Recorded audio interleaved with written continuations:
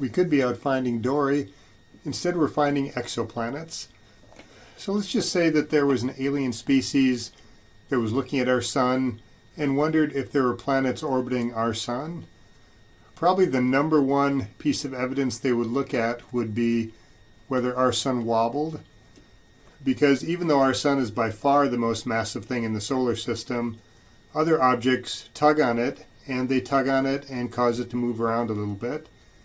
The most massive thing in the solar system aside from the sun is Jupiter. So as Jupiter makes its 12-year orbit around the sun, first off, it's actually not orbiting the sun itself, it's orbiting the center of mass of the solar system. And Jupiter takes about 10 years or so to go around the sun. The sun's the center of mass of the solar system. Well, as Jupiter orbits, the sun also orbits the center of mass of the solar system. So that results in, for an astronomer who's looking way back from a different solar system, they're going to see the sun wobbling like that. Now this view right here, of course, is if the astronomers were far above the North Pole of the Earth and then the corresponding North Pole of the Sun and Jupiter, looking down on it. So they'd see Jupiter looking like this, or perhaps they wouldn't because Jupiter would be very dim, but they would definitely see the sun wobble.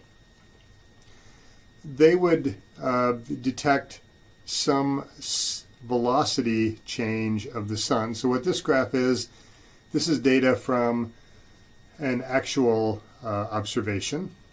And as the sun moves, or the star moves back and forth, it's going to wobble. And this is the velocity here as measured from the Earth because of that wobble. So first off, the fact that there is this up and down means that there's a wobble, first off. The velocity here gives the observers an indication of the mass of the planet, and the duration here, the time, gives an indication of how far the planet is away. So even though the observers can't see the planet itself, how it's affecting the star gives information about the planet. A more massive planet is going to have a larger tug, which is going to mean a greater change in velocity. A planet that is farther away is going to create a wobble here that takes a longer amount of time. So this is just generically the gravitational tug. In reality, there are two ways to detect this. The first way, the one on the left here, is the Doppler technique.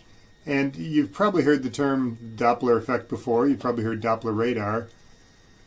What the Doppler effect is something that is a sound or a wave producing object that's moving towards you. Those waves are going to be compressed, and the wavelength is going to be shortened, and it's going to be shortened to the blue end of the spectrum for light. Sound is going to be shortened to the shorter wavelength end of the spectrum. If something's moving away, then the waves are going to be stretched out, and that is called redshifted. So something that's moving towards and moving away, moving towards and moving away, is going to be successively blue shifted and red shifted, blue shifted and red shifted. So by measuring the light that's coming from a star, even if we don't really see that star wobble much, we can still detect the shift in the wavelengths of light. Now the light's not going to look blue and then red, then blue, then red, but there are going to be subtle differences in the pattern of light that we nickname blue shift because the wavelengths are shifted to the shorter end of the wavelength spectrum. Red shifted, the wavelengths are shifted to the longer end of the spectrum. And this method is super sensitive. This method can detect velocity changes on the order of 1 meter per second, which is walking speed.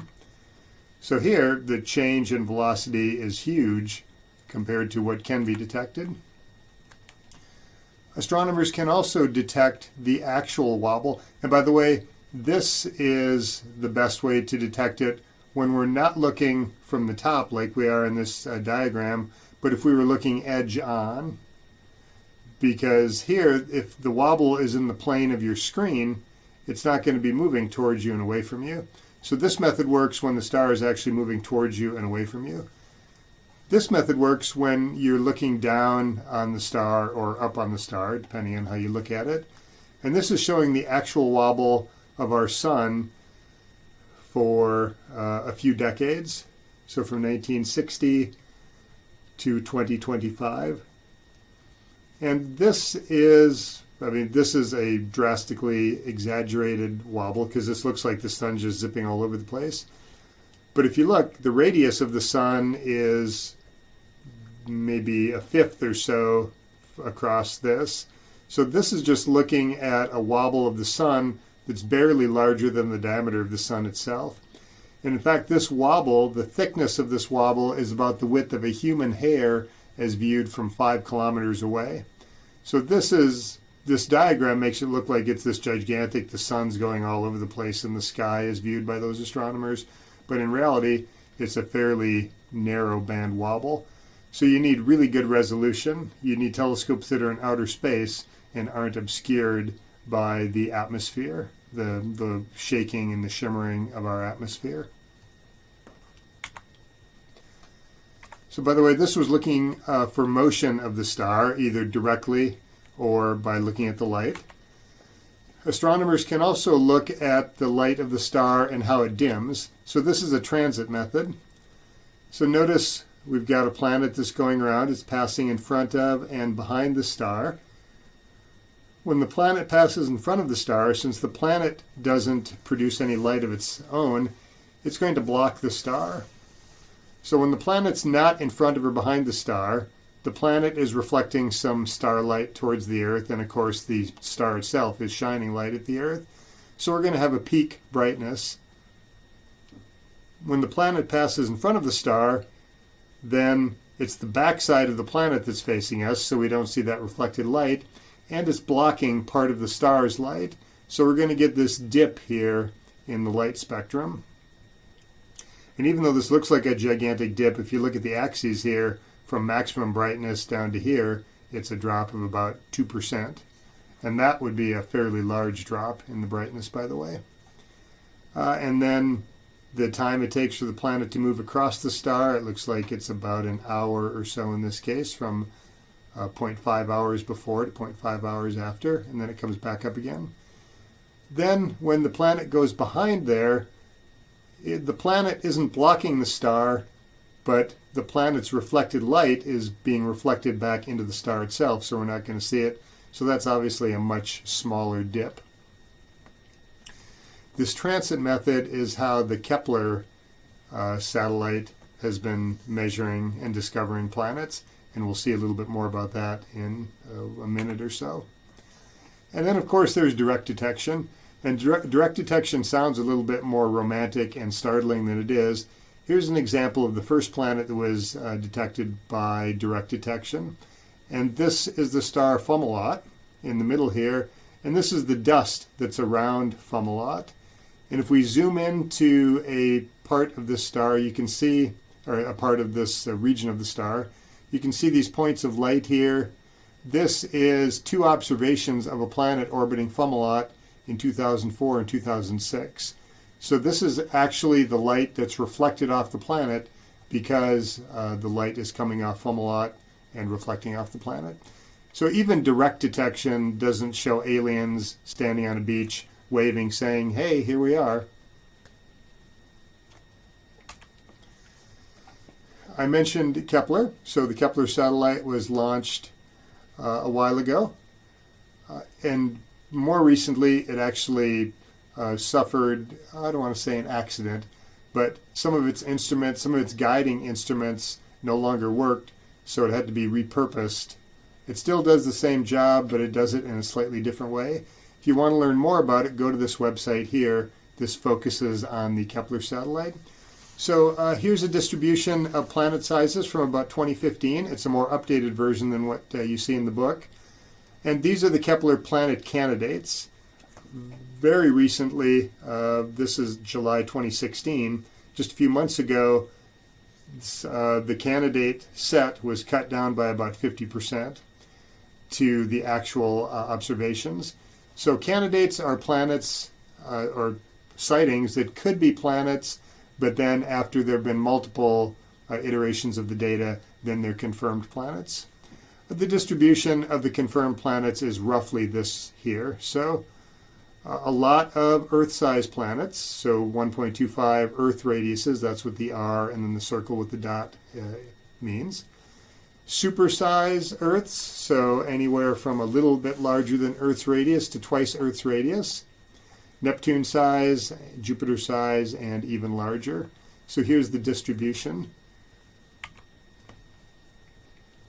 One of the exciting discoveries from about a year before this video was made was Kepler 452b. So Kepler means it was discovered by the Kepler satellite. 452, that's star number 452 in the catalog. And B, the star itself is A. So B is the first planet discovered around that star. So this is hailed as the most Earth-like planet discovered. Its orbital period is roughly the same, 285 days. It's pretty close to the radius of the Earth, 1.6 times the radius of the Earth. And it's orbiting a sun, a star that's about 10% larger than our sun. That is what passes as Earth-like. So what you see right here, this is just an artist's rendition. Nobody knows what the surface actually looks like. And I read that there's about a 50% chance that this planet is rocky like the Earth. Rocky doesn't mean solid rock. The Earth would be considered a rocky planet. Even though the surface is mainly water, it is not a gas giant like Jupiter, and it's not an ice moon like the moons of Jupiter, such as Europa or of Saturn, Enceladus, or even Pluto would be considered an icy object. Here's what the Kepler 452 system looks like. So far, just one planet discovered. And this compares to our solar system. This green area here is the habitable zone. Notice that star here, I said it was about 10% larger, so its habitable zone is a little bit bigger. We've got a lot of planets here in our habitable zone, well, a lot. We've got Mars, which is at the outer edge, Earth, which is well into the habitable zone, and Venus, which is just barely outside the habitable zone. This compares to another Kepler system in which there's a planet going around a red dwarf. So notice it has a much smaller habitable zone. So that's it. Hopefully you go to this website here and read a little bit more about exoplanets. And hopefully you can also find Dory.